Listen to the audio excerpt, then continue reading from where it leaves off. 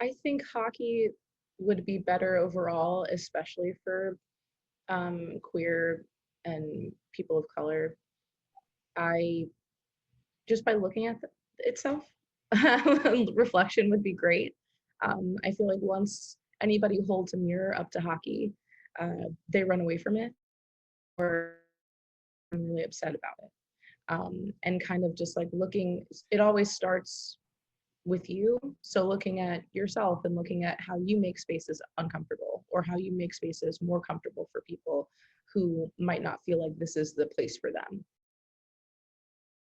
My name's Danielle Mathias. I'm a 28-year-old suffering Philadelphia sports fan. Um, Yeah. and I really fought liking hockey for a long time. I didn't want to. And then I ended up giving in. And now here we are. And do you want to share why you didn't want to, or would you rather just leave that? Um, I mean, I grew up in southern New Jersey in the Philadelphia area, so like I obviously knew about hockey. Um, it's something that obviously a lot of people are really passionate about. Um, but I just wasn't, my family's not super into it, so I wasn't around it. And then I also just don't like, I'm very stubborn. So if someone tells me I'm going to like something, I usually just want to go the opposite direction. But unfortunately, my friends were correct, and Yeah, I really enjoy the sport. I love that. Uh, how did Danielle get into hockey? Um, I I'm very online. I work in digital spaces, but I'm also just like I grew up in the MySpace age, so I'm like very online. Yeah. So I saw it all over Tumblr actually. Um, a lot of my friends were into it, and one day I was on a work trip. My flight was delayed, so I hung out in the hotel bar, and they were playing a Preds game. Um, and I obviously honed in on PK Subban really early, just because you don't see a lot of black hockey players. Of Um, course. so I saw it and I started watching, and I found myself losing track of time because I couldn't stop watching. Um, and then I moved to DC in 2018. So it was the year, my first game was a playoff hockey game between the Caps and the Pens. So that was obviously hooking me as well. And then they won the cup. So, it was a lot, it was a big windfall of, hey, come and join us. And you're a Flyers fan, I am or? a Flyers fan. Oh. I like the Capitals. I watch the Capitals. I consider myself a Capitals fan too. I try not to pigeonhole myself with Yeah, one yeah, team, yeah, yeah. Fair, but fair, fair. yes, I absolutely, the Flyers are my team. What do you love about hockey? The pace. I love a fast sport, and I have always been involved in and enjoy contact sports as well. Mhm. So I just like a rough and tumble kind of game, and the speed and the skill with which a lot of these guys play, it kind of just adds that extra element for me. Um, yeah, I feel like that's like the real pull for me is just like the speed of the game. I love Yeah. that. How could hockey be better for you as an individual, with your and intersections of identity, and also for the queer community as a whole? I think hockey would be better overall, especially for queer and people of color. I just by looking at itself, reflection would be great. I feel like once anybody holds a mirror up to hockey, they run away from it or I'm really upset about it. And kind of just like looking, it always starts with you. So looking at yourself and looking at how you make spaces uncomfortable or how you make spaces more comfortable for people who might not feel like this is the place for them, um, is always, to me, the best start is just, take a good long look in the mirror and actually do something with what you're seeing there. Because I think with the past year, it seems like the community at large has been looking at things a bit uh, closer, but there's not a lot of momentum to change anything. Um, so reflection and not being afraid to actually make changes, because the game will be better for it. It'll obviously be different, and I think that's half the problem for people that don't want it to change. Yeah, I think they're scared, right? Yeah, And it's like I always, my belief is that a lot of it is fear of losing power and control. absolutely. Yes. And but my whole thing is it's not that we want to, whether it's queer people or BIPOC communities or anyone else wants to take the sport from it. But yeah, I had a friend of mine who is a trans woman of color who is actually the first trans woman to play trans on a soap opera. And we were having a conversation one day, and she used the best analogy. She said it's like a restaurant. And right now, you know, in hockey, straight white men are inside eating, and we're outside. Mhm. And it's not that we want to take their tables so they can't eat. We just want to eat too. Yeah, that is a And good analogy. you know, and sure, everyone's food might take an extra few minutes, but so what if everyone's eating? Yeah, absolutely. I think the power dynamic there is a great thing to highlight, because even if it's not as overt as people expect it to be, of course they're not going to come out and say, I want the power in this situation, and if you have some of it, then I'm losing power. No one's going to come out right and say that. Mhm. So I think a lot of people are like, well, you can't say that that's what they want. You can't say that that's the intention. It's like, it might not be. um, a lot of this is, subliminal. Like, inherent bias is a thing, and your reactions are not always something that you're choosing. um, and it is something, like, it does seem like they feel something's being taken from them. um, it makes me think of teaching my niece and nephew how to share. Yeah, At like the barest of minimum, I'm like, you have to share your toys. um, it's that's public consumption. that's that's so true, and a really good analogy. It's just about sharing. It's you know, um, and hopefully someday they get it. Um, so with all that being said, what keeps you in hockey? Oh God, that's a good question. I find it super addictive, to be honest. Like, I find the sport addictive because I love watching. But honestly, like, the small, not even small, I think it's a big community. It's getting bigger, of just like queer hockey fans. Um, it really, that community, like the community at large, really does keep me in hockey, because it reminds me that, like, I do have a community here, whether or not we're welcome or wanted, we're here regardless. And it makes it so much better, because then you also have people that are thinking about the game a little bit more critically.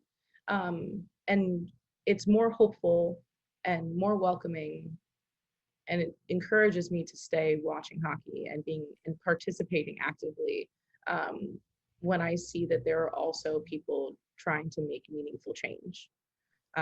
If it was just stagnant, and pretty much everybody was throwing up their hands like, well, not going to change, they're not going to do it, too bad, so sad, still going to watch, I think I would be much less inclined to still be watching.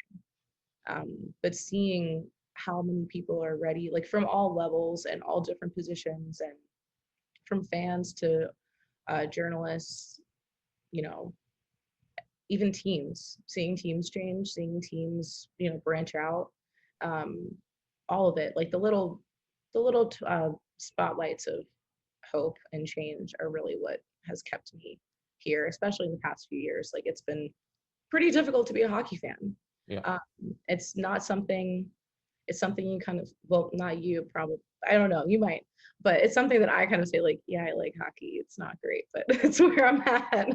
Um, I don't even, I rarely watch. I can't. It's too, knowing what I know, and I get a lot of inside stuff, right? So I know from teams and leagues and everything else, it makes it difficult for me to watch the sport. yeah, it's been very, it's it's been very, very difficult to watch, especially during COVID. Like it's just been really difficult to watch them have to be there. But to your point about the community and the people that are actively trying to shift it, that's what kind of keeps me around too, is like seeing that, you know, like Renee at Black Girl Hockey, like that, how that's grown and brought in, you know, and create a community for so many people who probably felt alone in the game. Like stuff like that that you're talking about is like what gets me and keeps me personally. Yeah, watching Black Girl Hockey Club like come up has been such a joy, and it's so encouraging to see these group photos of like huge groups of Black women at these games, because I always go with, you know, I always go with a friend. I've never been to a game alone, just because it's a very nerve-wracking thing if I'm there by myself and I'm not used to seeing pretty much anybody that looks like me.